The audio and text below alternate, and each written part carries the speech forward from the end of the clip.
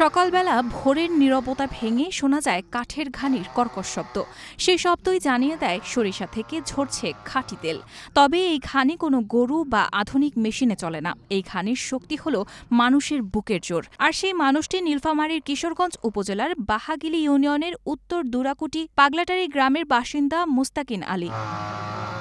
বয়স তার ৬৫। শরীরের জোর ভেঙে পড়েছে, তবুও থেমে নেই সংগ্রাম। ঘানি টানার চক্রে পেটের সাথে বাঁধা কাজ, আর সঙ্গে রয়েছেন জীবনের সঙ্গী সকিনা বেগম। দীর্ঘ ৩৬ বছর ধরে স্বামী স্ত্রী মিলে সকাল থেকে দুপুর পর্যন্ত ঘুরতেই থাকে তাদের এই জীবনের চাকা। দিনে ৫ কেজি সরিষা ভাঙতে ঘানি টানতে হয় টানা ৮ ঘণ্টা। তাতে মেলে মাত্র ১.৫ লিটার তেল আর ৩ কেজির মতো খৈল।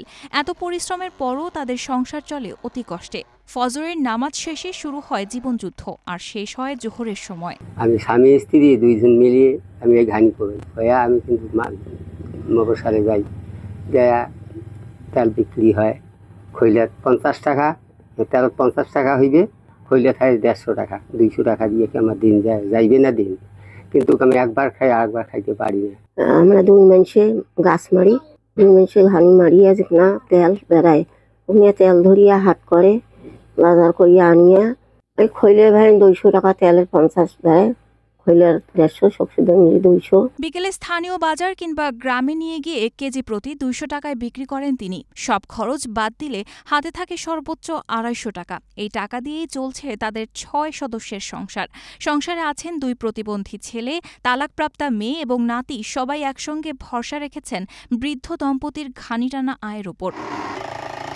একসময় গরু ছিল, সেই গরুই চালাতো তাদের ঘানি, কিন্তু অভাবের তাড়নায় সেই গরু বিক্রি করতে হয়েছে তার। এখন সহায় সম্পত্তি বলতে আছে শুধু ভিটেমাটি, আর শেষ সম্বল এই কাঠের ঘানি। তবুও থেমে যায়নি তাদের লড়াই সংগ্রাম। একটা গরু ছিল, আমি কিন্তু গরুটা বিক্রি দিয়ে আমার মেয়েকে একটা বিয়ে দিয়ে দিছি। বিয়ার পরে আমরা কিন্তু ওই তখন থাকি ৩ যুগ থেকে আমরা এই কষ্ট করিয়ে বুক দিয়ে মারা গাছ টেনি, স্বামী স্ত্রী যে কষ্ট করিয়া গাছ মারি। আমার তো এখন সময় নাই, আমি আর চলতে পারি না। একবার যদি খাই তা একবার আমি খাইতে পারি না। আমারও বসা গেছে, আমার স্বামীর বসা গেছে, আমি গাছ টানতে পারি না। গাছ টানতে আমার খুব দুঃখ কষ্ট যায়। আমি কোনো বুড়ি মানুষ, গাছ টানতে পারি না। তবে এখন আর আগের মতো শক্তি নেই। ক্লান্ত শরীর, ভাঙা বয়স, তবুও বেঁচে থাকার তাগিদে নিজের শরীর দিয়েই ঘানি চালান মুস্তাকিন আলী। বয়সের ভারে শরীর নুয়ে এসেছে, তবুও জীবিকার টানে প্রতিদিনই তাকে ঘানি টানতে হয়। এই অবস্থায় বিত্তবানদের এগিয়ে আসার আহ্বান জানান প্রতিবেশীরা। এদের কিছু নাই, ৪-৫টা মেয়ে, ছেলে 2টা তাও প্রতিবন্ধী, চলে না। এলাকার চাঙা বা দেখি না পারে ২-১০০ দেয়, তাকে দিয়ে জীবনযাপন চলে। ওই বুক দিয়ে গছ মারে 2 মাইসি মাইয়া যা 2-1 টাকা বেড়ায়, একই দিয়ে কোনো মতে জীবনযাপন করে আর কি। তো ওনার বাড়িতে বেশ কয়েকজন প্রতিবন্ধী রয়েছে এবং একটা তেলের গাছ রয়েছে।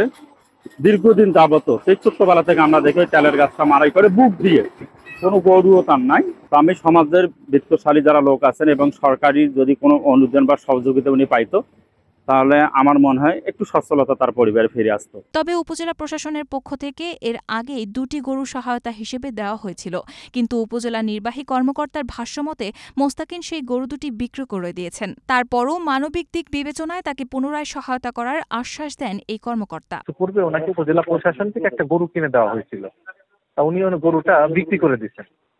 পরবর্তীতে আবারও স্থানীয়ভাবে লোকজনের মাধ্যমে সহযোগিতা করে তাকে আরো একটা গরু কিনে দেওয়া হয়েছিল, 2টা গরু কিনে দেওয়া হয়েছিল, কিন্তু দুর্ভাগ্যবশত 2টা গরুই উনি বিক্রি করে দিচ্ছেন।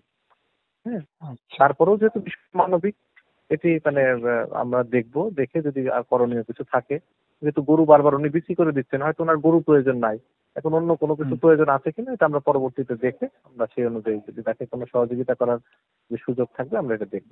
মোস্তাকিন দম্পতির ক্লান্ত শরীর, ঘাম আর পরিশ্রমের মিশেলে তৈরি হয় প্রতিদিনের সোনালী রঙের সরিষা তেল।